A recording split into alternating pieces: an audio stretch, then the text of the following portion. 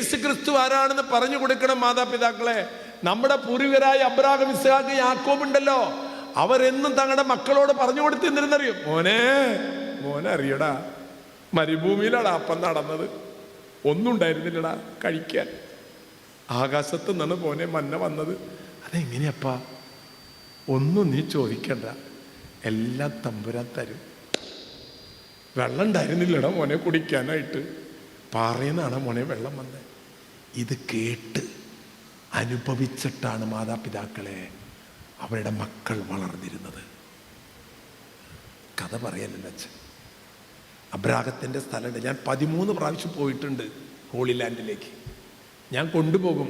ഞാൻ പറയും, ഒരു 10-25 വർഷമായിട്ടുള്ള സാമ്പത്ത് വലിയവരുള്ളവരൊക്കെ പറ്റുമെങ്കിലും ഹോളി ലാൻഡിൽ പോയി ആ സ്ഥലങ്ങളൊക്കെ ഒന്ന് കാണണം. ബൈബിളിൽ പറയുന്നതെല്ലാം സത്യമാണെന്ന് നിങ്ങൾക്ക് മനസ്സിലാവണം. ഇത് വായിച്ചാൽ പോരാ.